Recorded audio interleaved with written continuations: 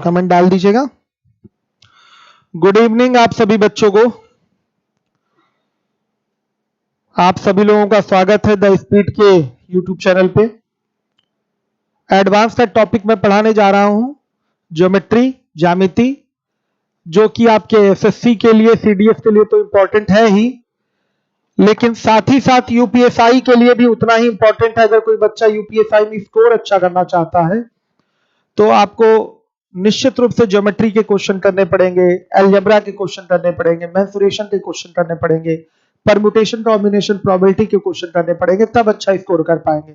Generally जो साधारण जो बच्चा तैयारी करने वाला एवरेज स्टूडेंट होता है, इन सब सेक्शन को यूपीएसआई में छोड़ता है। लेकिन मैं आपको बता दूं, चाहे वो यूपीएसआई का एग्जाम हो चाहे एसएससी का एग्जाम हो, अगर इन एडवांस सेक्शन को आप छोड़ते हैं तो आप सिलेक्शन से बहुत दूर होते जाते हैं। तो इसलिए इन सेक्शन को सीखना है, बहुत अच्छे से करना है। अभी एक बैच में मैं मेंसुरेशन पढ़ा रहा हूं, अभी उसमें आपका पिरामिड आज स्टार्ट किया। पिरामिड भी सभी बच्चों को पढ़ना, यूपीएसआई में भी आता है क्वेश्चन आपका। 2-3 सवाल 2016 यूपीएसआई में आया है, और एसएससी में तो हमेशा आना ही आना है, वो तो आता ही आता है। सीडीएस में भी क्वेश्चन आपके पूछे जाते हैं। तो जिम्मेदारी से मेंसुरेशन वाला भी सेक्शन कवर करिए। ज्योमेट्री आज मैं स्टार्ट ही कर रहा हूं। प्रॉपर ज्योमेट्री को इतना बेसिक से मैं पढ़ाऊंगा जितना बेसिक से आपको पहले पढ़ लेना चाहिए था अपने हाई स्कूल में। हाई स्कूल में हमेशा आप ज्योमेट्री से भागे हैं, जहां आपको दिखा प्रूफ दैट वाला क्वेश्चन, तो वहीं आपकी बच्चों हर स्थिति खराब हो जाती थी। तो इसलिए अब जब हम पढ़ाएंगे तो बड़ी जिम्मेदारी के साथ आपको पढ़ना है, क्योंकि इससे मिलना है आपको नौकरी। एक एक क्वेश्चन कितना इंपॉर्टेंट है आपको अभी नहीं समझ में आएगा, जब आप 1 नंबर से छटेंगे, ऐसा हो ना, ठीक है। लेकिन अगर कभी छटते हैं तब आपको 1 नंबर की अहमियत, 0.25 नंबर की, माइनस मार्किंग में तो 0.25 का भी बहुत अहमियत होता है, तब समझ में आएगा। लेकिन अगर मैं आपको बता रहा हूं अभी से, तो आप समझिए इन चीजों को, पहले से ही सचेत हो जाइए कि हर 1 नंबर आपके लिए इंपॉर्टेंट है। चाहे वो यूपीएसआई का एग्जाम हो चाहे एसएससी का एग्जाम हो, तो आपको ज्योमेट्री अच्छे से पढ़नी है।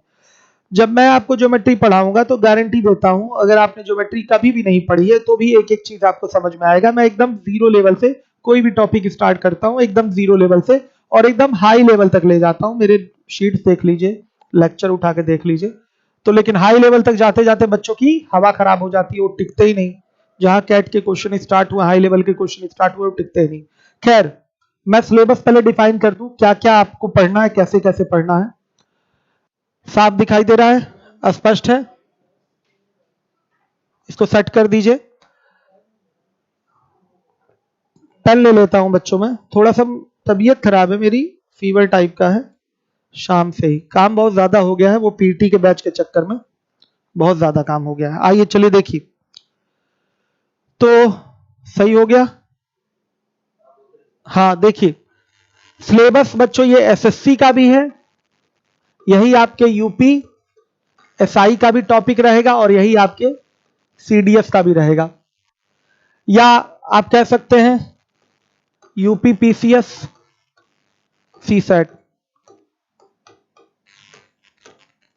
आपका आईएएस के भी एग्जाम में ये आपके सिलेबस रहता है। ध्यान दीजिएगा, कोण रेखा समतल आपका पहला टॉपिक होगा, कोण रेखा समतल, एंगल लाइन प्लेन।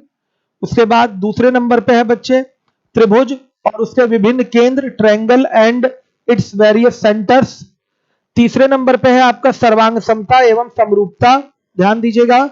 और चौथे नंबर पे है चतुर्भुज, और लास्ट में है आपका 5वें नंबर पे वृत्त। यानी कि पूरी पूरी हाई स्कूल वाली चीजें आपको ज्योमेट्री में पढ़ाई जाएंगी।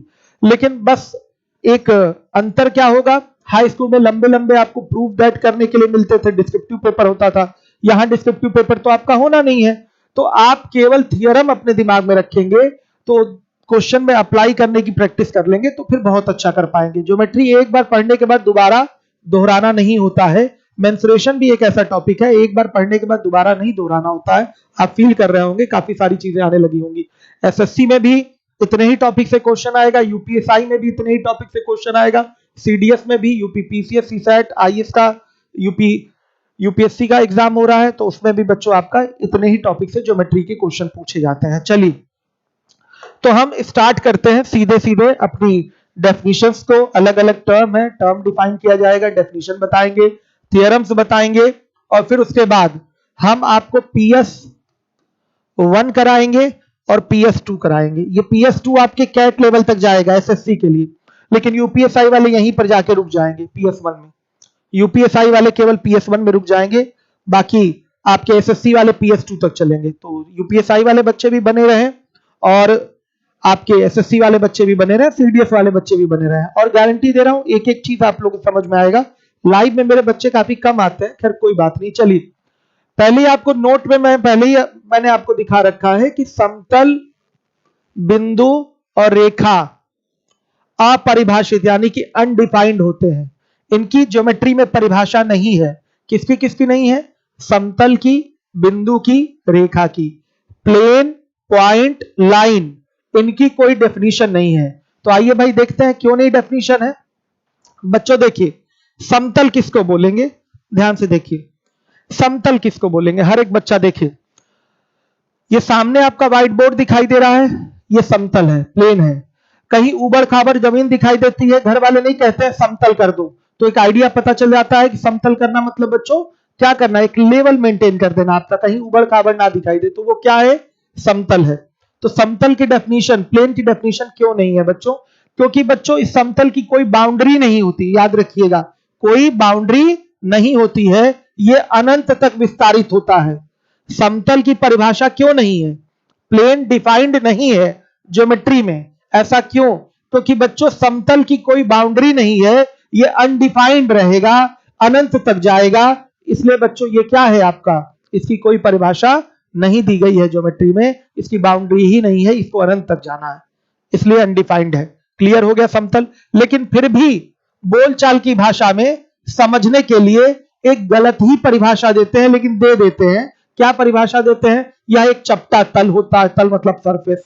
यह एक चपटा तल होता है जिसमें लंबाई होती है, मोटाई होती है, सॉरी लंबाई होती है, चौड़ाई होती है, परंतु मोटाई नहीं होती है। तो यह हमारा समतल का डेफिनेशन हो जाता है।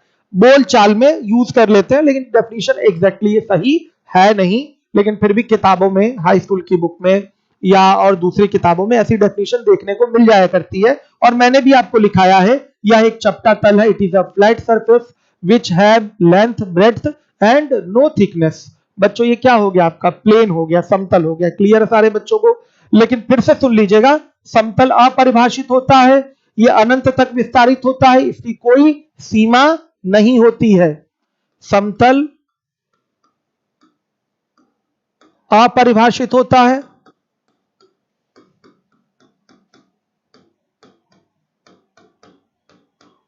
है, ये अनंत तक विस्तारित होता है, अनंत तक विस्तारित होता है। देखिए इस तरह से हमने बना दिया, ध्यान से देखिए, इस तरह से हमने फिगर बना दिया। तो हम बोल रहे हैं ये समतल है, ये फिगर क्या है? समतल है। लेकिन मैंने क्या बताया? इसकी बाउंड्री नहीं होती, इसकी बाउंड्री नहीं होती, अनंत तक विस्तारित होता है बच्चों।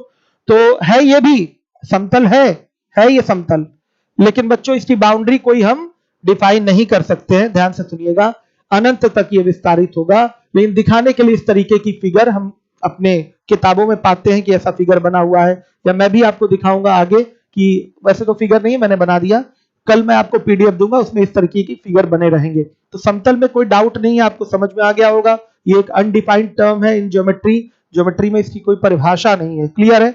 उसके बाद बात हुई थी बिंदु की। ध्यान से देखिए, समतल क्लियर हो गया सबको? प्लेन क्लियर हो गया? मैंने डेफिनेशन लिखाया है, यह एक चपटा तल होता है जिसमें लंबाई तथा चौड़ाई होती है, परंतु मोटाई नहीं होती। ये मैंने लिखा है, लेकिन ये एग्जैक्ट डेफिनेशन नहीं है, क्योंकि ये तो अनडिफाइंड चीज है आपकी प्लेन। क्लियर है सारे बच्चों को?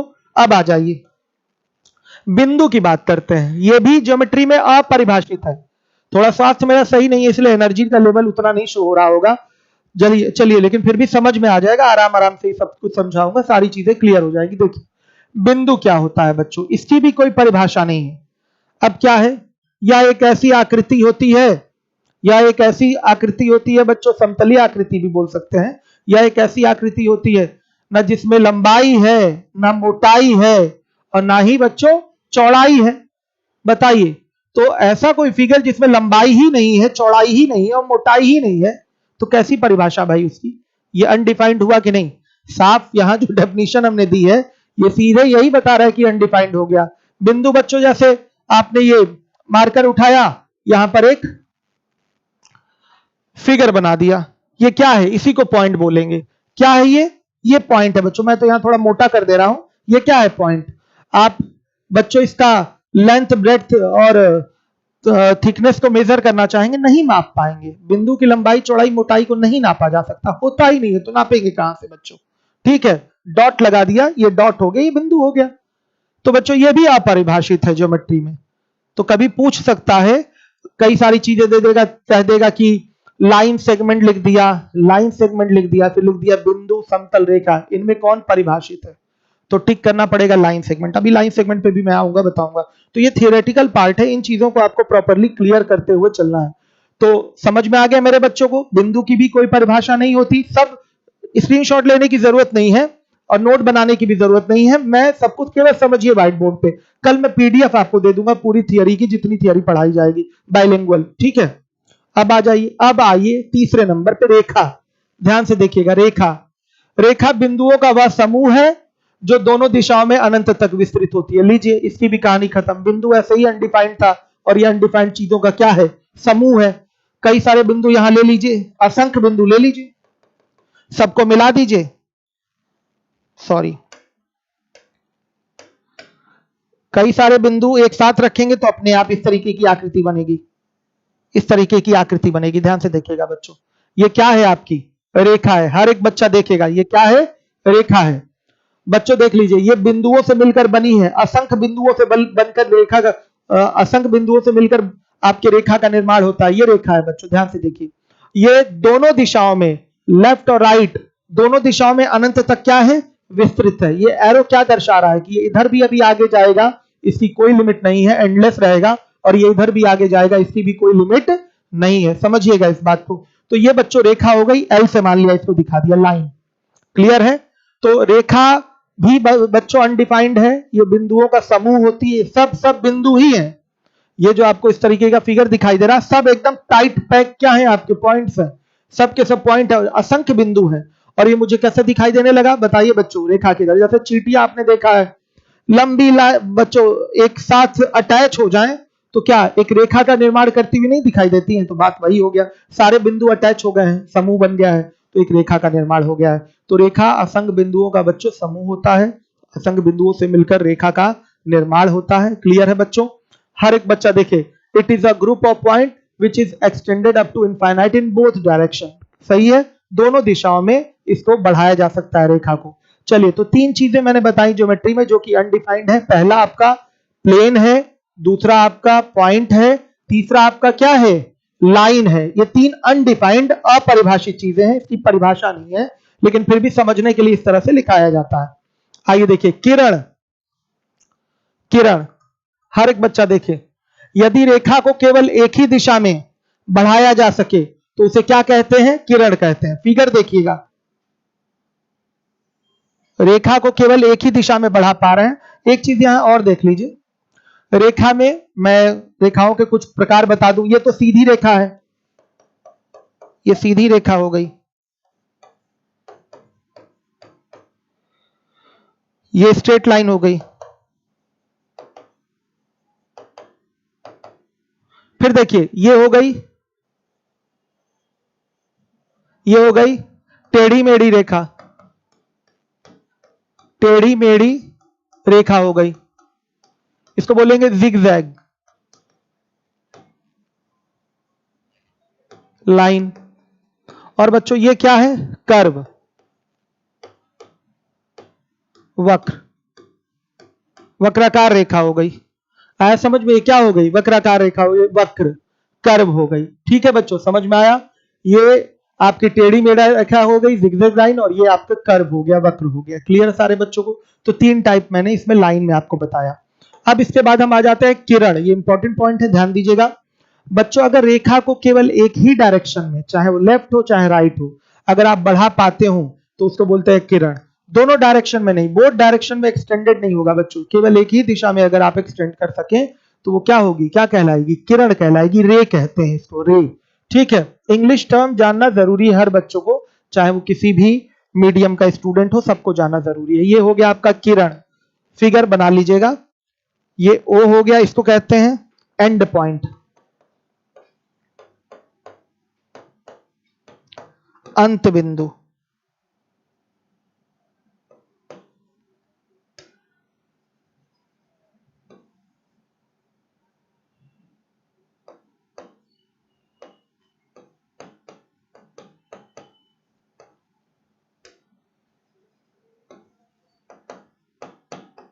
अंत बिंदु हो गया, सही है, एंड पॉइंट। क्लियर है सारे बच्चों को। अब देखिएगा, इसके बाद अगला डेफिनेशन है रेखाखंड का। थोड़ा बड़ा करना पड़ेगा मुझे। देखिए, रेखाखंड क्या होता है, ये एक ऐसी ज्यामितीय आकृति है बच्चों, जिसमें जैसे रेखा है, कोई रेखा का कोई एक पार्ट आपने काट लिया, निश्चित भाग कर लिया, उसको क्या बोलेंगे, रेखाखंड बोलेंगे। जैसे ये देखिए, रेखा है, दोनों दिशा में विस्तृत है, यहां से आपने क्या किया, 5 सेंटीमीटर की डिस्टेंस आपने कट कर लिया। तो बच्चे ये ए और ये बी, ध्यान से देखिए। तो चित्र में ए बी क्या है, हर एक बच्चा देखिए, चित्र में ए बी आपका रेखाखंड है। तो क्या कह सकते हैं, रेखा का वह भाग जिसकी लंबाई निश्चित होती है उसे रेखाखंड कहते हैं। ये डिफाइंड है, ये टर्म परिभाषित है। रेखाखंड परिभाषित है, रेखा परिभाषित नहीं है, रेखाखंड परिभाषित है। क्यों परिभाषित है, रेखा में से आपने एक निश्चित खंड काटा है, इसलिए ये परिभाषित है बच्चों। 5 सेंटीमीटर ये क्या है, एक निश्चित लंबाई है, तो ये क्या होगी, परिभाषित होगी। क्लियर हो गया। तो रेखाखंड क्या कहलाएगा, रेखा का वह भाग जिसकी लंबाई निश्चित होती है उसे हम रेखाखंड कहते हैं, लाइन सेगमेंट कहते हैं। लाइन भी समझ में आ गया, रे भी समझ में आ गया, और लाइन सेगमेंट भी आपको समझ में आ गया होगा। क्लियर है सारे बच्चों को। अब आइए, अब इसके बाद है प्रतिच्छेदी रेखाएं, इंटरसेक्टिंग लाइंस। ये क्या होता है बच्चों, जब रेखाएं एक दूसरे को काट रही हैं तो क्या कहलाएंगी, प्रतिच्छेदी रेखाएं कहलाएंगी। काटने का मतलब ये हो गया, काटने का मतलब ये हो गया। ध्यान से देखिए, ये आपकी दोनों रेखाएं कैसी रेखाएं, प्रतिच्छेदी रेखाएं हैं। ध्यान से देखिएगा, ये रेखा L1 हो गई, ये रेखा क्या हो गई, L2 हो गई। ये दोनों रेखाएं क्या होंगी, प्रतिच्छेदी रेखाएं होंगी। कोई डाउट तो नहीं, हर एक बच्चा देखे, जो रेखाएं एक दूसरे को किसी बिंदु पर काटती हैं प्रतिच्छेदी रेखाएं कहलाती हैं। इंटरसेक्टिंग लाइंस, इंग्लिश आपको क्लियर होनी चाहिए, टर्म्स आप लोगों को समझ में आने चाहिए। आइए, ये सब बचपन में आप पढ़े हैं लेकिन थोड़ा भूल गए होंगे, वही मैं यादें आपकी ताजा कर रहा हूं। तो मेरे साथ बने रहिए और जिम्मेदारी से एक एक चीज देखिए, समझिए। देखिएगा, दो प्रतिच्छेदी रेखाओं में एक से अधिक उभयनिष्ठ बिंदु नहीं हो सकता। ध्यान से देखिएगा, ये आपकी दो प्रतिच्छेदी रेखाएं हैं, ये इसका कटान बिंदु है। तो कटान बिंदु क्या होगा, इसको हम उभयनिष्ठ बिंदु बोलेंगे या प्रतिच्छेद बिंदु बोलेंगे। आई बात समझ में। ओ क्या है, प्रतिच्छेद बिंदु या उभयनिष्ठ बिंदु है। अब जब दो रेखाएं एक बिंदु पे काट चुकी हैं तो क्या घूम के यहां आके काट देंगी क्या, रेखा का मतलब हम ज्योमेट्री में केवल स्ट्रेट लाइन से समझेंगे। आई बात समझ में। कहीं रेखा लिखा हुआ दिखाई देगा तो रेखा मतलब हम टेढ़ी मेढ़ी रेखा नहीं समझेंगे, कर्व नहीं समझेंगे। कहीं रेखा लिखा है तो उसका अर्थ यही लगाया जाएगा कि ये स्ट्रेट लाइन, सरल रेखा की बात कर रहा है, सीधी रेखा की बात कर रहा है। सही है, आ गई बात समझ में। तो दो सरल रेखाएं, स्ट्रेट लाइंस अगर एक दूसरे को इंटरसेक्ट यानी कि प्रतिच्छेद कर रही हैं तो एक ही बिंदु पर काट सकती हैं। ऐसा नहीं होगा ये घूम के आके इधर से काट देगा, ऐसा नहीं होता।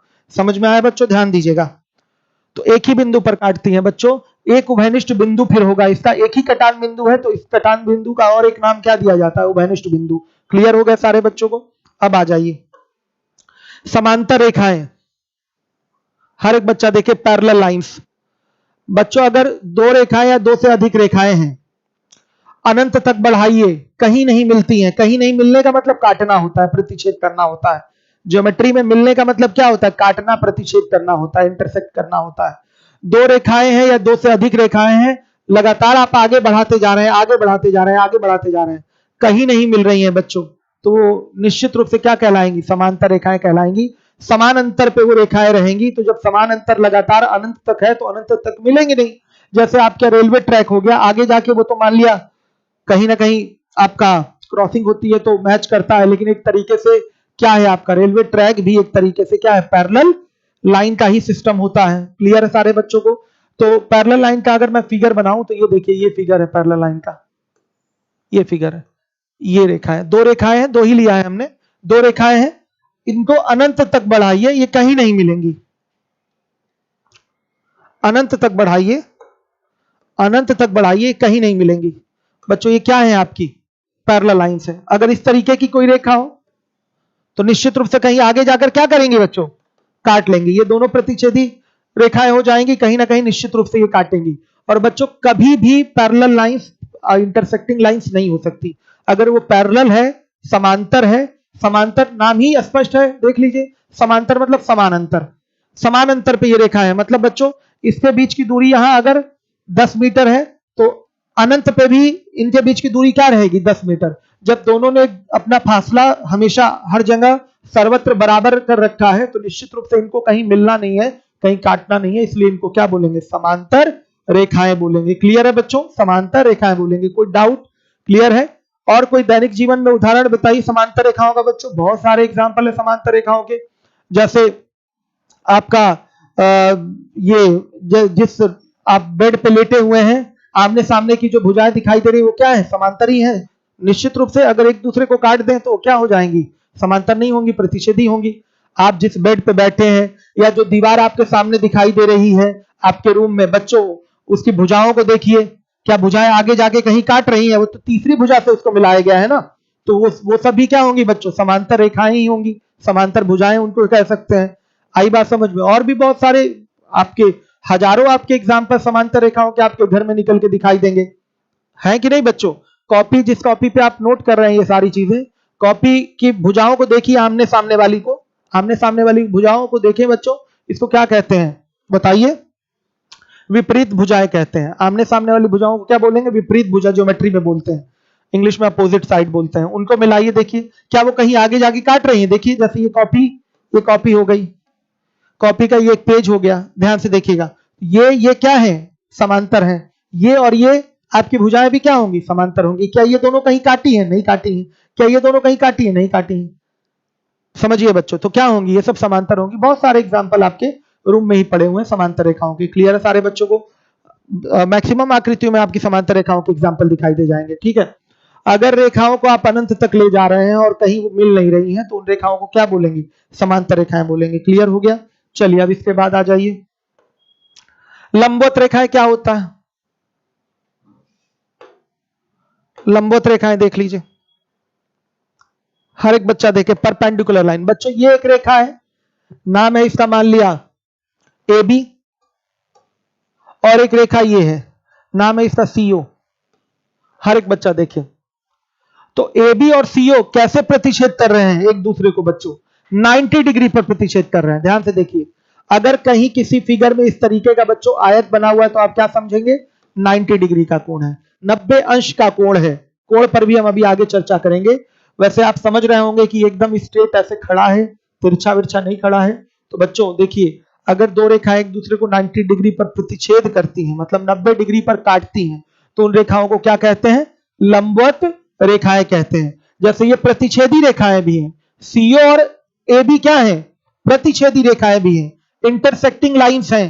क्या ये पैरेलल लाइन कहा जा सकता है इनको, समांतर रेखाएं नहीं कह सकते। ये समांतर रेखाएं नहीं है, ये काट रही हैं, ये प्रतिच्छेदी रेखाएं हैं। लेकिन ये अगर 90 डिग्री पर प्रतिच्छेद करें, ये प्रतिच्छेदी रेखाएं 90 डिग्री पर प्रतिच्छेद करें तो इनको क्या बोलेंगे, हम इनको लंबवत रेखाएं बोलेंगे। तो चित्र में साफ साफ दिखाई दे रहा है कि CO perpendicular to A B है। ये देखिए उल्टा टी जो होता है परपेंडिकुलर का चिन्ह होता है। ध्यान से देखिए, चित्र में सीओ ए बी पर लंब है, ध्यान से देखिएगा, ऐसे लिखा जाता है, ये सिंबल है। ठीक है, एक सिंबल और छूट गया हमारा, यहां सिंबल नोट करा देना चाहिए था। मान लिया ये रेखा L1 है, ये रेखा L2 है, दोनों समांतर हैं, तो सिंबल क्या दिखाएंगे, समांतर रेखाओं का। ध्यान से देखिए, L1 तो L2 के समांतर बोलना है, तो ये आप डबल लाइन खींच देंगे और ये L2 हो जाएगा। इसको क्या पढ़ेंगे, L1 समांतर है L2 के, ये सिंबल है बच्चों, L1 समांतर है L2 के। हर एक बच्चा देखेगा L1 समांतर है L2 के। कोई डाउट तो नहीं? क्लियर है?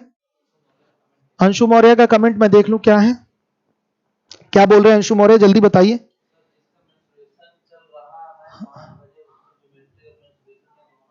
हाँ साथ पढ़िए, साथ पढ़िए, साथ पढ़िए। लॉकडाउन में घर पे ही हैं आप, ज्योमेट्री मेंसुरेशन साथ में पढ़िए। ठीक है, यूपीएसआई देना है ना अंशु मौर्य, साथ में पढ़ना है आपको। ठीक है, चलिए देखिए, बच्चे इस बार सीरियस नहीं है, तो जो सीरियस नहीं है इस लॉकडाउन में, कोचिंग वगैरह अभी बंद चल रही है, निश्चित रूप से वो सफल नहीं हो पाएगा, बाद में पछताने से कोई फायदा नहीं होगा। अभी समय है आपके हाथ में, पीटी के लिए भी समय है। 40 दिन का फ्री बैच हमने स्टार्ट करा दिया है। आज तो थोड़ी नेट की प्रॉब्लम हो गई तो 3 ही क्लास चल पाई थी, कल कोशिश रहेगी सारी चले, नेट सही हो चुका है। तो पीटी का फ्री बैच हमने चला रखा है पूरा 6 घंटे का। प्रैक्टिस बैचेस भी यूपीएसआई के लिए 2-2 प्रैक्टिस बैच चलवा रहा हूं, ठीक है बच्चों। तो आप लोग ज्यादा से ज्यादा लाभ उठाइए। हिंदी अभी अभी पीटी के लिए फ्री पढ़वाया कार्तिकेय सर से, फिर दोबारा पढ़वा रहा हूं। सारे बैचेस में यूट्यूब पे फ्री मैक्सिमम दे रहा हूं आपको। अभी मैंने अर्थमेटिक वाली टॉपिक में इंडिविजुअल के भी कई सारे टॉपिक फ्री दिए हैं आपको। मेंसुरेशन में प्रिज्म पिरामिड फ्रस्टम सबके लिए फ्री दे ही रहा हूं, पूरा पढ़ाऊंगा। और ज्योमेट्री थियरी पूरी मैं आपको इसी यूट्यूब पे पढ़ाऊंगा कि सारे बच्चे लाभान्वित हो जाए। चलिए ध्यान से देखिएगा, क्योंकि एक बार थियरी क्लियर हो गई ना तो क्वेश्चन में अप्लाई करना इन चीजों को बहुत अच्छा हो जाएगा, चीजें बहुत अच्छे से समझ में आएंगी। कई लोगों को नहीं पता होता समांतर रेखाएं क्या होती हैं, लंबवत रेखाएं क्या होती हैं। तो समांतर क्लियर हो गया। अब देखिएगा लंबवत क्लियर हो गया। लंबवत का एग्जाम्पल है कहीं आपके घर में बच्चों? बहुत सारे अनगिनत एग्जाम्पल है लंबवत के भी बच्चों। आप लंबवत का एग्जाम्पल बना सकते हैं। आप जैसे एक पेन ये लीजिए, एक पेन ये लीजिए, इस तरीके से ये जो आकृति बनेगी ये क्या है बताइए? लंबवत रेखाओं की आकृति है। टी आपका ट्री वाला जो टी होता है उसको उल्टा कर दीजिए, या ऐसे भी कर देंगे तो अभी भी ये लंबवत है। ये भी केस, टी का भी केस क्या है? लंबवत ही केस होता है। तो ये लंबवत रेखाएं हो गई। साफ दिखाई दे रहा है। लंबवत रेखाएं किसको बोलेंगे? अगर प्रतिच्छेदी रेखाएं हैं 90 डिग्री पर प्रतिच्छेद कर रही है तो दोनों एक दूसरे के क्या होंगी? लंब होंगी। आपका ए बी सीओ के भी लंबवत है, और सीओ आपका ए बी के भी लंबवत है, एओ आपका सीओ के भी लंबवत है, बीओ आपका सीओ के भी लंबवत है। कोई प्रॉब्लम नहीं है, बोल सकते हैं किसी को भी किसी से। चलिए लंबवत रेखाओं के बाद आ जाइए बच्चे, ध्यान से देखिएगा। अर्धक रेखा या समद्विभाजक रेखा, ध्यान से देखिएगा। अर्धक रेखा या समद्विभाजक रेखा, ये देखिए, ये 10 सेंटीमीटर का एक रेखाखंड है ए बी, 10 सेंटीमीटर का एक रेखाखंड है ए बी। ध्यान से देखिएगा। सी डी एक ऐसी रेखा है जो इसको 2 बराबर भाग में क्या कर रही है? विभाजित कर रही है। सीडी एक ऐसी रेखा है जो ए बी, ये जो रेखाखंड है ए बी, रेखा बोलिए या रेखाखंड बोलिए, हमारी बात यहां एक ही रहेगी। जो ये रेखाखंड या रेखा ए बी है 10 सेंटीमीटर की, अपने आप रेखा 10 सेंटीमीटर की है तो वो रेखाखंड हो गई, तो बार बार रेखाखंड चिल्लाने की जरूरत भी नहीं है। 10 सेंटीमीटर की जो रेखा आपने खींच रखी है, ध्यान से देखिएगा। तो इस रेखा को एक अन्य रेखा है सीडी, ध्यान से देखिए, अन्य रेखा है सीडी, वो क्या कर रही है? 2 बराबर भाग में बांट दे रही है, 2 टुकड़ों में बांट दे रही है। तो बच्चों इसका मतलब बराबर भाग में बांटना मतलब क्या करना? समद्विभाजित करना। बराबर भाग में बांटना मतलब क्या कहलाता है? समद्विभाजित करना। शुद्ध हिंदी है बराबर भाग में बांटना। शुद्ध हिंदी में क्या बोलेंगे भाई? हिंदी मजबूत होनी चाहिए आपकी। समद्विभाजित करना, सम मतलब होता है बराबर, द्वि मतलब 2, भाजित मतलब बांटना। आया समझ में बच्चों? समद्विभाजित करना, 2 बराबर भागों में बांटना। इंग्लिश में बोलते हैं बाइसेक्ट करना। तो ये जो सीडी रेखा है ए बी को क्या कर रही है? 2 बराबर भाग में बांट रही है। तो सीडी को ए बी की क्या बोलेंगे? क्या बोलेंगे? अर्धक समद्विभाजक रेखा या अर्धक रेखा बोलेंगे? समद्विभाजक रेखा या अर्धक रेखा बोलेंगे। इंग्लिश इसकी बाइसेक्टर होती, बाइसेक्टर लाइन नहीं, बाइसेक्टर। ध्यान से देखिएगा, सब लिखा भी है, इंग्लिश बाइलिंगुअल ही है सारी चीजें। इंग्लिश मीडियम वाले बच्चे भी आराम से चीजों को पढ़ सकते हैं, कर सकते हैं। क्लियर हो गया बच्चों? अब इसके बाद आइए, यह भी प्रतिच्छेदी रेखा है। ये रेखाएं कैसी रेखाएं हैं? प्रतिच्छेदी रेखाएं, इंटरसेक्टिंग लाइंस हैं। और ये इंटरसेक्टिंग लाइंस में क्या हो रहा है? एक एबी रेखा थी, उसको जो इसकी इंटरसेक्टिंग लाइन प्रतिच्छेदी रेखा जो सीडी है 2 बराबर भागों में प्रतिच्छेद कर दे रही है, प्रतिच्छेद कर दे रही है, काट दे रही है, बराबर भागों में काट रही है। इसका मतलब समद्विभाजित कर रही है, बाइसेक्ट कर रही है। तो सीडी क्या होगी? एबी की बताइए बाइसेक्टर कहलाएगी। एबी सीडी का बच्चों बाइसेक्टर नहीं है, एबी सॉरी सीडी ने एबी को बांटा है, तो सीडी क्या कहलाएगा? समद्विभाजक रेखा कहलाएगा एबी का। आइए अब इसके बाद देखिएगा, लंबार्धक रेखा, परपेंडिकुलर बाइसेक्टर। इसमें 2 चीजें हैं, यूपीएसआई के लिए बड़ा इंपॉर्टेंट है आजकल, पीटी के लिए संधि विच्छेद, संधि वाली चीज चल भी रहा है फ्री बैच में। तो लंबार्धक रेखा, लंब प्लस अर्धक मिला के हो गया लंबार्धक। मतलब बच्चों रेखा अर्धक भी हो और लंब भी हो।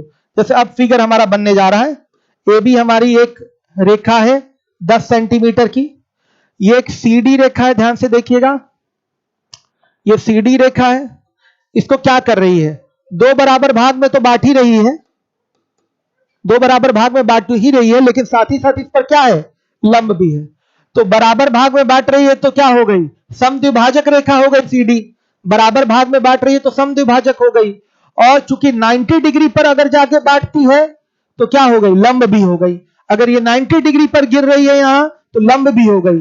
और दो बराबर भाग में बांट रही है तो समद्विभाजक भी हो गई। तो लंब प्लस समद्विभाजक हो गया लंब समद्विभाजक। इंग्लिश में बोलेंगे परपेंडिकुलर बाइसेक्टर।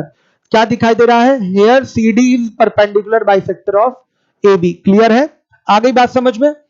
चलिए अब इसके बाद ये नहीं था, ये केवल क्या था, ये लंब वंब कुछ नहीं था, ये 90 डिग्री का कोण यहां नहीं था, ये केवल क्या है, समद्विभाजक रेखा है। अब समद्विभाजक के साथ साथ यहां क्या हो गया है, लंब भी हो गया है, तो इसको क्या बोलेंगे, लंब समद्विभाजक रेखा बोलेंगे। आ गई बात समझ में, सीडी यहां लंब समद्विभाजक रेखा हो गई। ये सब छोटी छोटी चीजें, इतना डिटेल में, इतना जीरो लेवल पे कोई नहीं पढ़ाएगा, और इसलिए पढ़ाया जा रहा है कि ज्योमेट्री में आप लोग की कमियां शुरू से लगातार देखने को मिलती हैं, ज्योमेट्री से आप हमेशा भागे हैं, इसलिए हम मजबूती प्रदान कर रहे हैं। आपका जो बेस खत्म हो गया तो उस बेस को फिर से हम जीवित कर रहे हैं। चलिए ध्यान से देखिएगा। अब कोण पे आ जाते हैं बच्चों। कोण तो नॉर्मली आप जानते हैं क्या है, ये ध्यान से देखिए, कोण है, हर एक बच्चा देखे सामने दिखाई दे रहा है कोण। डेफिनेशन की कोई जरूरत नहीं, आप कोण तो समझते हैं कोण क्या है, लेकिन अगर डिफाइन करना चाहें तो बच्चों क्या है, ध्यान से देखिए, कोण का रियल स्ट्रक्चर ये बनाने का होता है। तो ये दोनों क्या है, ये और ये क्या है, इनको बोलेंगे किरण। क्या बोलेंगे, किरण। देखिए एक ही दिशा में जा रहा है, इधर नहीं, पीछे नहीं बढ़ रहा है, एक ही दिशा में जा रहा है आगे की ओर। तो ये दो किरणें हो गई, इनका आरंभिक बिंदु या बच्चों उत्पत्ति वाला बिंदु एक ही है। ध्यान से देखिएगा, ओ, ध्यान से देखिए, हर एक बच्चा देखे, ओ नहीं ले, यहां ए ले लें, फिगर में आपके ए दिया गया है। ध्यान से देखिए, दो किरणें जिनका आरंभिक बिंदु एक ही है, कोण बनाती हैं। बना दिया कोण इसने। ध्यान से देखिए, कोण बनाने वाली दोनों किरणें उस कोण की क्या कहलाती हैं, भुजाएं कहलाती हैं। और जो उभयनिष्ठ बिंदु होता है उस कोण का क्या कहलाता है, शीर्ष। शीर्ष इसको बोलेंगे, वर्टेक्स। वर्टेक्स कहते हैं, हर एक बच्चा ध्यान दे, ये शीर्ष कहलाएगा। और ये दोनों क्या हो जाएंगी, पेन चेंज कर लें जरा, ये दोनों क्या हो जाएंगी, ये भी आपकी भुजा है, साइड है, और कोण की ये भी क्या है, भुजा है, साइड है। सुनिएगा, इस तरीके से कोण का स्ट्रक्चर तैयार होता है। कभी भी आप कोण वगैरह कंस्ट्रक्ट करते थे बचपन में तो कैसे करते थे, एक लाइन खींचते थे, यहां से कंपास वाला पॉइंट रख के एक आपने ऐसे आर्क काटा, आर्क मतलब चाप, और फिर यहां से काट के ऐसे मिलाया, बन गया एक कोण। ध्यान से देखिए, चाप जो लेते थे वो ऐसे चलाते थे। चलाने का तरीका क्या था बच्चों, अगर इस तरीके से कोई चीज चलती है इसका मतलब वो घड़ी के सुइयों के विपरीत दिशा में चल रही है। घड़ी की सुइयां ऐसे चलती है ना बच्चों, ऐसे, इस तरीके से, बताइए, इस तरीके से चलती हैं। और कोई अगर इस तरीके से चलता है तो क्या कहलाता है बच्चों, इसको कहते हैं एंटी क्लॉकवाइज डायरेक्शन। तो ये जो चाप हमें लेना है वो एंटी क्लॉकवाइज डायरेक्शन में लेना है, इसलिए चाप का यहां पर ये भी बनाना होता है हमको। यहां मिटा देते हैं, रुक जाइए, देखिए एकदम फ्रेश फिगर, ये पूरा चाप का ये एरो बनेगा। क्लियर सारे बच्चों को, ये किरण, ये किरणों से बना है ना बच्चों कोण, तो ये किरण के लिए ये एरो भी हमने लगा दिया, एक ही डायरेक्शन में ये केवल जा रहा है। ये इसका क्या हो गया, ये बच्चों ए आपका आरंभिक बिंदु हो गया दोनों किरणों का। इसी को क्या बोलेंगे, शीर्ष बोलेंगे, शीर्ष बोलेंगे। इंग्लिश में इसको वर्टेक्स कहेंगे। ध्यान दीजिएगा, बड़ी सफाई के साथ सारी चीजें बनाई जा रही हैं। हर एक बच्चा देखे तो क्या सिस्टम है, इसको भी हटा देते हैं। हर एक बच्चा देखे क्या सिस्टम है आपका, सीधे सीधे जो चाप लेंगे उसका डायरेक्शन क्या होगा आपका, एंटी क्लॉकवाइज होगा, इस तरीके से चलेगा, ऐसे ऐसे चलेगा। आ रहा है समझ में, कोई डाउट तो नहीं, क्लियर सारे बच्चों को, कोई डाउट। चलिए देखिए, तो ये कोण हो गया। कोण की परिभाषा क्या है, कोण जो है किरणों से मिलकर बना होता है, और किरणों का जो आरंभिक बिंदु होता है वो एक ही होता है। जो दो किरणें प्रयोग की गई हैं कोण के निर्माण में, उन किरणों को कोण की भुजा कहते हैं, साइड ऑफ एंगल कहते हैं। इन सब टर्म्स की जरूरत होगी आगे क्वेश्चन में। और जो उसका आरंभिक बिंदु होगा वहां पर बच्चों उसको कहते हैं हम शीर्ष, कोण का शीर्ष, वर्टेक्स ऑफ द एंगल कहते हैं। क्लियर है।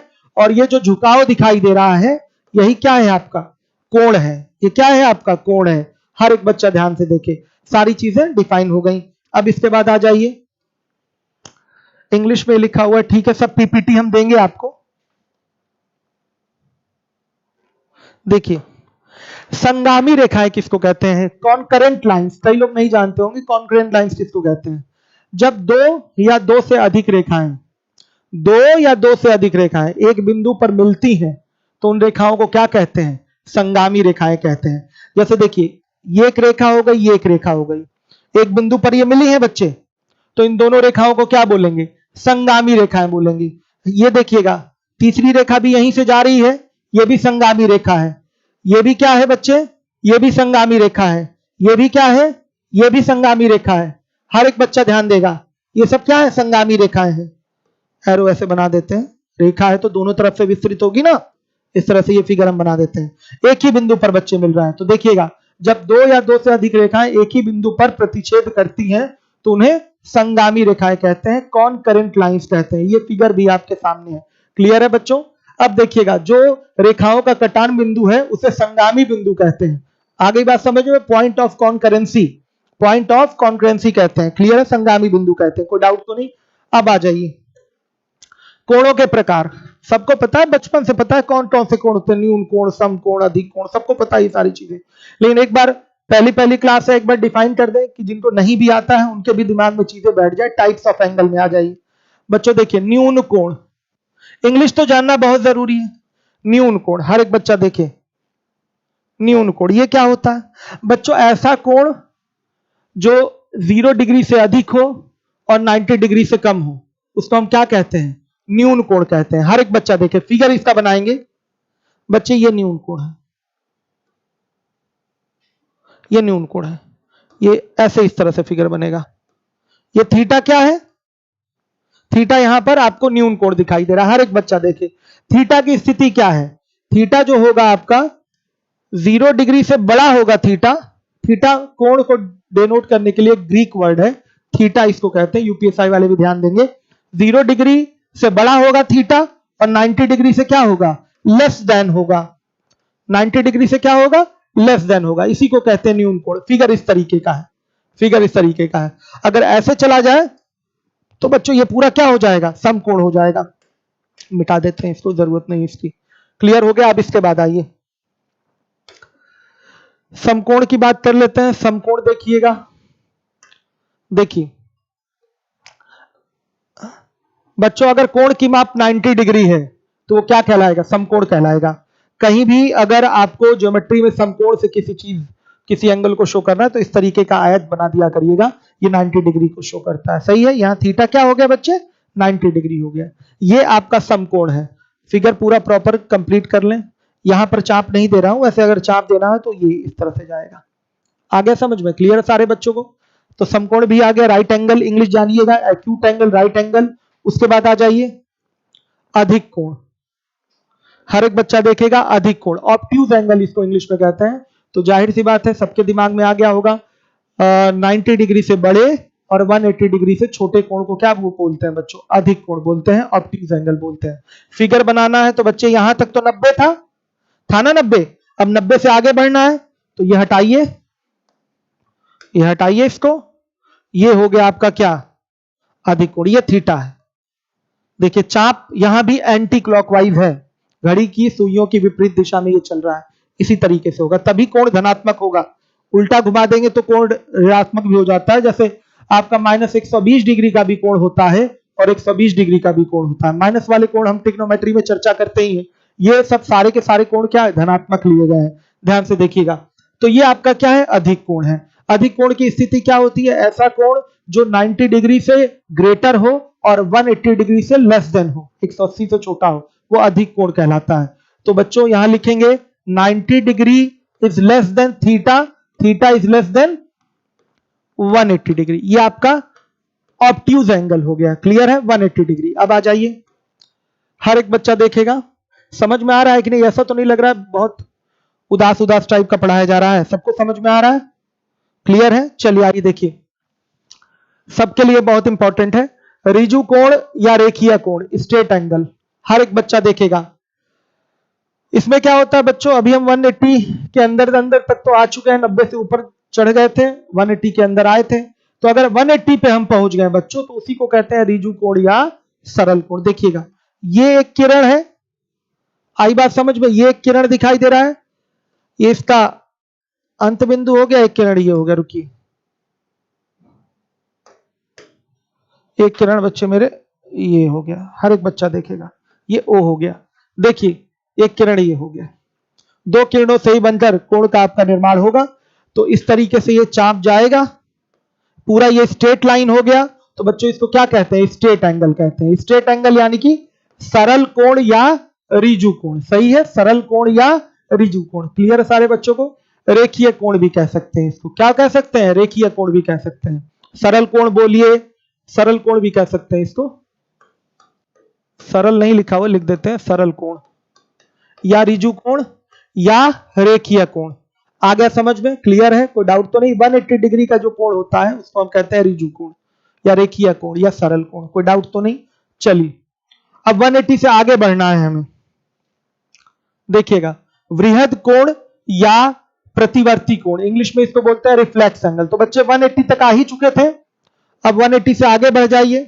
तो ये जो कोण बनेगा, ध्यान से देखिए, ये जो कोण बन रहा है, ये जो कोण बन रहा है, ये जो थीटा, ये थीटा 180 से ग्रेटर है, लेकिन 360 से क्या है? लेस देन है। तो ये क्या होगा आपका?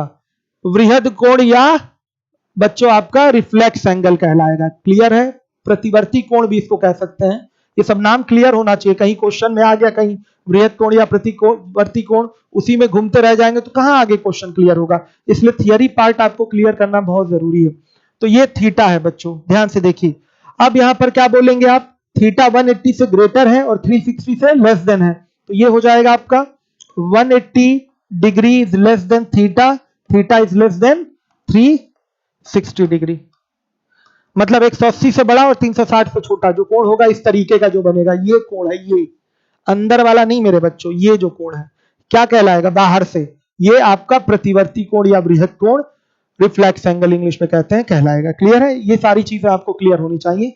नाम भी लिखा है चित्र में, BAC एक वृहद कोण है। सुनिएगा, इसको हम बोल देते हैं A, ये B और ये C हो गया। तो BAC क्या हो गया आपका? बताइएगा। BAC आपका वृहद कोण हो गया। यहां हमने मार्क कर दिया, उसके आगे एरो लगता है। अब ये B हो गया पॉइंट। ये सब तरीका है, समझिएगा। जो एरो लगेगा इसके आगे लगेगा, ये ऐसे। यहां तक ये फिक्स हो गया, ये B है, ये A है, ये C है। तो BAC जो है आपका वृहद कोण है। ये बच्चों, ये वृहद कोण है, अंदर वाला नहीं। BAC मतलब ये वाला कोण, ये वृहद है, अंदर वाला नहीं बच्चों, समझिएगा इस चीज को। ये बाहर से, ये थीटा है, मैंने यहां दिखाया भी है। अब आ जाइए संपूर्ण कोण या वृत्तीय कोण। देखिए, संपूर्ण कोण या वृत्तीय कोण, ये क्या होता है? जैसे बच्चों ये देखिए, ये एक रे है, किरण है, दूसरी रे यहीं से चली है और बच्चों क्या हो गई? यहीं पर आके वापस से मिल गई। यहां से चली है और यहीं पर आ गई बच्चे। दूसरी वाली किरण यहां से चलना शुरू हुई है, वापस से पलट के इसी पे आ गई, मतलब कॉन्साइड कर गई, संपाती हो गई है। एक किरण के ऊपर दूसरी किरण आके बैठ गई, एक किरण के ऊपर दूसरी किरण। इसमें दो किरणें हैं बच्चों, इसमें किरणें दो हैं, ध्यान से देखिए। जब एंगल बना देंगे ये, तो ये पूरा थीटा होगा, ये पूरा घूम के थीटा, और ये कितने के बराबर? 360 डिग्री के बराबर होगा। इसी को कहते हैं कंप्लीट एंगल। आई बात समझ में? कंप्लीट एंगल बोलिए या सर्कुलर एंगल बोलिए, आया समझ में? संपूर्ण कोण बोलिए या सर्कुलर एंगल या कंप्लीट एंगल बोलिए, 360 डिग्री का ये होता है। पूरा घूम के एक सर्कल मॉडल में यहीं पर आपकी किरण पहुंच जाएगी, एक के ऊपर एक किरण होगा। इस स्थिति को कहते हैं संपाती होना। संपाती मतलब एक के ऊपर एक हो जाना, इसको कहते हैं संपाती होना। क्लियर है? कोई डाउट तो नहीं आ रहा है बच्चों समझ में? देखिए, ज्योमेट्री एक ऐसी चीज है, जो भी छोटे से छोटा डाउट हो, कहीं कोई डाउट ज्योमेट्री से रिलेटेड, आप कमेंट करिए। अनिल सर बैठे हुए, प्रॉपर कमेंट आपके पढ़ रहे हैं। जहां प्रॉब्लम होगी तुरंत कमेंट लेंगे और फिर हमें बताएंगे, फिर उस चीज को मैं डिफाइन करूंगा। क्योंकि जो ज्योमेट्री को लेकर आपके मन में गलत गलत कॉन्सेप्ट भर गए हैं, कूड़ा करकट भर गया है कि आपका अगर कोई रेखा प्रतिच्छेदी है तो उसको लंब होना जरूरी है। क्या कोई रेखा प्रतिच्छेदी है तो लंब भी होगी? नहीं होगी। प्रतिच्छेद करना मतलब केवल काटना, लंब होना तो वो अलग केस होता है। हाँ, रेखाएं दोनों हो सकती है, प्रतिच्छेदी लंब एक साथ हो सकती है। आई बात समझ में? तो चीजें कुछ एकदम क्लियर कट होना चाहिए आपके दिमाग में कॉन्सेप्ट, उसको मैं बैठा दूंगा अच्छे से। ठीक है बच्चों, समझ में आ रहा है? चलिए आइए देखिए, शायद हो सके डीआई की क्लास ना लूं क्योंकि तबीयत ठीक नहीं लग रही है मेरी। ठीक है, हो सकता है डीआई की क्लास ना ली जाए मेरे द्वारा, मैं जैसा होगा बता दूंगा, टेलीग्राम पे अपडेट कर दूंगा। अब आ जाइए, अब आइए, पूरक कोण या कोटि पूरक कोण या अनुपूरक कोण, इंग्लिश होती है इसकी कॉम्प्लीमेंट्री एंगल। सब लोग जानते होंगे, जो नहीं जानते वो सुन लें। पूरक कोण, कोटि पूरक कोण या अनुपूरक कोण। हिंदी में तो नाम इसके तीन तीन दिखाई दे रहे हैं, लेकिन इंग्लिश में केवल एक ही नाम है, कॉम्प्लीमेंट्री एंगल। तो क्या होता है जब बच्चों दो कोणों का योग 90 डिग्री हो, सुनिएगा, दो कोणों का योग 90 डिग्री हो तो क्या बोला जाता है? दोनों एक दूसरे के पूरक हैं, both are complementary to each other, यही बोलते हैं बच्चे। आई बात समझ में? जैसे एक कोण 10 डिग्री का है, एक कोण 80 डिग्री का है, दोनों का योग लेंगे तो कितना आएगा? 90 डिग्री आएगा ना, तो दोनों एक दूसरे के पूरक हो गए। अगर मैं पूछूं एक कोण 70 डिग्री का, तो बताइए इसका पूरक क्या होगा? तो तुरंत आप बोलेंगे सर 20 डिग्री होगा, क्योंकि 70 20 क्या हो गया आपका? 90 हो गया। एक कोण आपका बच्चे 75 डिग्री का है, तो इसका पूरक कोण क्या होगा? आप सीधे बोलेंगे सर 15 डिग्री होगा, क्योंकि तभी जाकर दोनों कोणों का योग क्या होगा? 90 होगा। तो यहाँ डेफिनेशन भी लिखी गई है, यदि दो कोणों का योग 90 डिग्री हो तो दोनों एक दूसरे के पूरक होते हैं। चित्र में एक दूसरे के पूरक कोण है, लीजिए एक मिनट पहले चित्र इसके अनुसार बना दें। ये ए हो गया, बी ए, सी ये एक्स हो गया। तो बच्चों देखिए, ये कोण आपका मान लिया 60 डिग्री है, ये कोण मान लिया 30 डिग्री है। हर एक बच्चा देखिए, तो 60 30 हो गया, सीधे सीधे 90, तो वही लिखा गया है चित्र में आपका बी ए एक्स, यहां लिख देते हैं एंगल बी ए एक्स, और बच्चों सी ए एक्स, एंगल सी ए एक्स एक दूसरे के पूरक कोण है। दोनों का योग कितना हो रहा है? 90 हो रहा है, तो दोनों एक दूसरे के क्या होंगे? पूरक होंगे। समझिएगा इस बात को, कोई डाउट तो नहीं? क्लियर है? अब क्या है, कमेंट बताइए, कमेंट बताइए। देखिए ध्यान से देखिएगा, मैं दिखा देता हूं, यहीं से दिखाता हूं। देखिए ये बृहद कोण है, हर एक बच्चा देखेगा। जब ये 180 से ऊपर हो जाएगा, ध्यान दीजिएगा, जब ये 180 से ऊपर हो गया तो 181 हो सकता है। आई बात समझ में? तो बच्चों यहां का जो कोण है आपका इस तरीके से भी बन सकता है, हर एक बच्चा देखिए, ऐसे भी हो सकता है।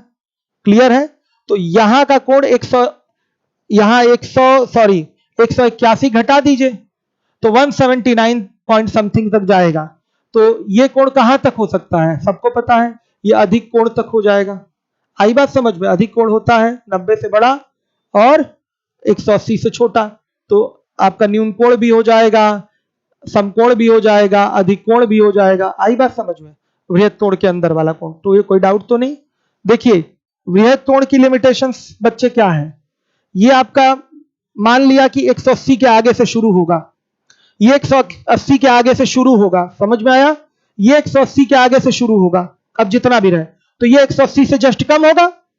ये चीज क्या हो जाएगी? जब ये 180 से ज्यादा है तो ये चीज 180 से क्या हो जाएगी? कम हो जाएगी। बताइएगा होगी कि नहीं? 180 से कम, तो 180 से कम तक के कोण को क्या बोलेंगे? उसमें न्यून कोण भी आ जाएगा, समकोण भी आ जाएगा और अधिक कोण भी आ जाएगा। तो ये कुछ भी हो सकता है, न्यून कोण भी हो सकता है, अधिक कोण भी हो सकता है और समकोण भी हो सकता है। यहां तो खैर न्यून कोण दिखाई दे रहा है, यहां क्या दिखाई दे रहा है? न्यून कोण। फिगर इतना भी हो सकता है, फिगर केवल इतना भी हो सकता है। फिगर बच्चे ये भी हो सकता है, ध्यान से देखिएगा, ये 270 डिग्री का कोण हो गया और ये कितने डिग्री का? 90 डिग्री का कोण हो गया, तो ये तो समकोण हो गया। देखिए इसी चीज को मैं डिफाइन कर रहा हूं, यहां ये समकोण हो गया, लेकिन ये क्या हो गया? बृहद कोण हो गया कि नहीं? रिफ्लेक्स एंगल हुआ कि नहीं? बता दीजिए। ये रिफ्लेक्स हो गया और ये आपका समकोण हो गया। तो ये 180 से बड़ा होता है तो ये अंदर वाला कोण 180 से लेस होगा, 180 से लेस होगा। तो 180 से लेस तो बच्चों न्यून कोण भी है, अधिक कोण भी है और समकोण भी है, कुछ भी हो सकता है। देखिए यहाँ न्यून कोण बन रहा है, यहाँ अधिक कोण बन गया और यहाँ पर क्या बन गया? समकोण बन गया। कोई डाउट तो नहीं? किस बच्चे ने पूछा था? हाँ मैं मुझे लगता है क्लियर हो गया होगा, नहीं क्लियर हुआ तो दोबारा पूछ लीजिए। संपूर्ण कोण क्लियर ही हो चुका है। अब मैंने आपको बता दिया पूरक कोण या कोटि पूरक कोण या अनुपूरक कोण, ये चीज क्लियर हो गई। अब आइए संपूरक पे आ जाइए। कोटि पूरक का भाई समपूरक। देखिए वहां तो तीन तीन हिंदी नाम थे, कोटि पूरक, अनुपूरक और एक क्या नाम था, पूरक था। इंग्लिश एक ही थी, कॉम्प्लीमेंट्री एंगल। यहाँ बच्चों एक ही हिंदी है, संपूरक कोण, और इंग्लिश भी यहाँ एक ही दिखाई दे रही है, सप्लीमेंट्री एंगल। तो इसमें क्या होता है, वहां पर दो कोणों का योग 90 था, वो पूरक कहला रहा था। समपूरक किसको बोलेंगे, दो कोणों का योग 180 हो तो दोनों एक दूसरे के क्या होंगे, समपूरक होंगे। आ गई बात समझ में। जैसे एक कोण 80 डिग्री का है तो इसका समपूरक क्या होगा, 100 डिग्री। एक कोण बच्चे 120 डिग्री का है, समपूरक क्या होगा बताइए, 60 डिग्री। दो कोणों का योग क्या होना चाहिए बताइएगा, दो कोणों का योग 180 है तो दोनों एक दूसरे के क्या है, आपके समपूरक है। जैसे एक कोण थीटा तो इसका समपूरक क्या होगा, 180 माइनस थीटा। भाई एक कोण थीटा लिख दिया तो 180 माइनस थीटा इसका समपूरक होगा कि नहीं, दोनों को जोड़ेंगे 180 आना चाहिए। क्लियर हो गया। अब आइए आसन्न कोण।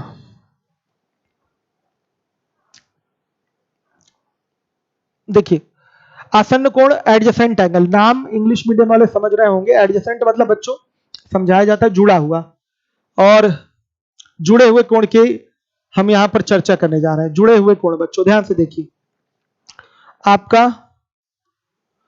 आपका ये अल्फा है और ये बीटा है। ध्यान से देखिए,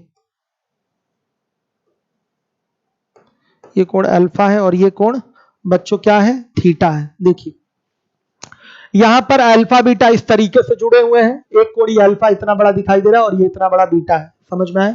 यहां पर ये अल्फा और थीटा इस तरीके से जुड़े हुए हैं। तो आसन्न कोण कौन है बच्चों इसमें, ये आसन्न कोण बोले जाएंगे कि ये अल्फा थीटा आसन्न कोण बोले जाएंगे। मैं आपसे पूछना चाहता हूं अल्फा बीटा आसन्न है, एडजेसेंट एंगल है, कि अल्फा थीटा आपके एडजेसेंट एंगल है, बताएंगे आप लोग। टाइम हो गया है। कौन एडजेसेंट है बच्चों, आसन्न ये है। डेफिनेशन क्या है बच्चों, ध्यान से देखिएगा, दो ऐसे कोण जिनका शीर्ष एक ही हो। ध्यान से देखिए, दो ऐसे कोण जिनका एक ही शीर्ष हो और उनमें एक भुजा क्या हो, उभयनिष्ठ हो, और बाकी की दो भुजाएं जो है उभयनिष्ठ भुजा के विपरीत होनी चाहिए। ध्यान से देखिए, दो ऐसे कोण जिनका शीर्ष एक ही हो और एक भुजा उसमें क्या हो, उभयनिष्ठ हो, और बाकी की दो भुजाएं इसके क्या हो बच्चों, दोनों ओर स्थित हो, तभी आसन्न बोले जाएंगे। इसको आसन्न नहीं कह सकते। शीर्ष तो एक ही है, एक भुजा कॉमन भी है, एक भुजा कॉमन भी है, लेकिन ये दोनों भुजाएं इस कॉमन भुजा के दोनों ओर नहीं है, एक ही तरफ है। इसलिए अल्फा और थीटा ये आसन्न नहीं बोले जाएंगे, इसको आसन्न बोलेंगे। हम चर्चा कल आसन्न पे करेंगे। ठीक है बच्चों, आज के लिए मैं इतना ही क्लास रखना चाहता हूं, आसन्न पे डिस्कशन कल होगा। समझ में आ गया। मतलब दो ऐसे कोण जिसमें एक भुजा उभयनिष्ठ हो, शीर्ष भी उनका एक ही हो, लेकिन जो ये दो भुजाएं हैं इसकी वो आपके उभयनिष्ठ भुजा के दोनों ओर स्थित हो। ये आपका अल्फा बीटा आसन्न कोण है, लेकिन यहां पर अल्फा थीटा आसन्न कोण नहीं है। अल्फा हमने केवल इतना उठाया है, अल्फा केवल हमारा ये है, आया समझ में, और थीटा हमारा ये पूरा है, ये पूरा हमारा थीटा है, समझिएगा बच्चे। तो ये आसन्न नहीं कहलाएंगे, आसन्न ये कहलाएंगे। ठीक है, आप कहेंगे सर ये भी तो जुड़े हैं, तो बच्चे ज्योमेट्री में जुड़े हुए कोण की परिभाषा ये है, ये नहीं। आ गई बात समझ में, ज्योमेट्री में आसन्न कोण की परिभाषा ये है, समझिएगा, आसन्न एडजेसेंट एंगल। कोई डाउट तो नहीं, क्लियर है। सुनिए, वीडियो बहुत कम लोगों तक पहुंचा है, लाइव बहुत कम लोग आए हैं, समझ में चीजें आई हैं कि नहीं आपके। थोड़ा सा मैं अभी बताऊंगा कि क्लास लूंगा कि नहीं डीआई की, तबीयत थोड़ी सही नहीं लग रही मेरी, क्योंकि नया बैच था इसलिए क्लास लेना ये जरूरी था, इसलिए मैं आ गया। तो बच्चों सबको समझ में आ रहा है। वीडियो बच्चों जरा शेयर कर दीजिएगा आप लोग जाने से पहले, कि ज्यादा से ज्यादा बच्चों तक पहुंच जाए। मैं कल आऊंगा और अच्छे से आगे चीजें, अभी बहुत अच्छी अच्छी चीजें आगे आएंगी, अंतः केंद्र, परिकेंद्र, लंब केंद्र, सारी चीजें, केंद्रक, गुरुत्व केंद्र, आपकी बहुत सारी सर्कल रिलेटेड आपके थ्योरम्स आएंगे, सर्वांग समता, समरूपता, तमाम चीजें, नई नई चीजें सीखने को मिलेगी। आज तो केवल एकदम बचपन की यादें हम ताजा कर रहे थे, कोण क्या होता है, न्यून कोण क्या होता है, ये सारी चीजें डिस्कस हो रही थी। कल मैं इसका पीडीएफ भी पूरा दे दूंगा आप लोगों को, लेकिन फिर भी पीडीएफ मिलने के बाद भी यहां आके आपको क्लास करनी है, तभी एक छोटी छोटी चीजें आपको क्लियर हो पाएंगी और अपने डाउट्स आप पूछ पाएंगे। तो वीडियो बेटा जरा शेयर करिए, तो शेयर किए नहीं आप लोग, ठीक है। जहां भी प्रॉब्लम है हमको बताइएगा, हम सब कराएंगे। जल्दी ऑफलाइन क्लास स्टार्ट हो जाएगी, ओके ठीक है, गुड नाइट। हम डीआई की क्लास अभी अपडेट करेंगे कि लेंगे कि नहीं लेंगे। पीटी वाला बच्चों जो आपका क्लास है, कल सुबह 6 बजे से आइए आप लोग, 6 घंटे तो दीजिए ही दीजिए। पीटी की क्लास के बाद अलग से कोई क्लास नहीं देनी है, जैसे ही आपका ऑफलाइन खुलेगा हम एसटी फ्री वाली शुरू करा देंगे, ऑनलाइन ऑफलाइन, तो उसकी प्रैक्टिस करवा दी जाएगी, हो गया काम, अलग से कुछ नहीं करना। 6 घंटा क्लास करिए आप रेगुलर है। मैथ आपको आती है तो मैथ वाली क्लास मत करिए, रीजनिंग आती है तो रीजनिंग वाली क्लास मत करिए। देखिए 3 सेक्शन जीएस में मैंने स्टार्ट करा दिया है, मतलब सीधे समसामयिकी 10 क्वेश्चन, हिस्ट्री आपका 10 क्वेश्चन, और ये क्या कहते हैं साइंस आपका 5 क्वेश्चन, मतलब सीधे 25 क्वेश्चन की क्लास तो मैं अभी चलवा ही रहा हूं आपकी जीएस वाले सेक्शन से।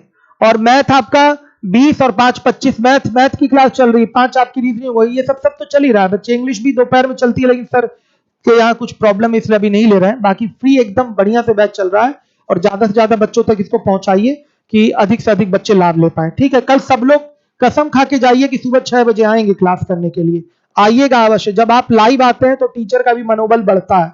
ठीक है बच्चों, okay, thank you, good night.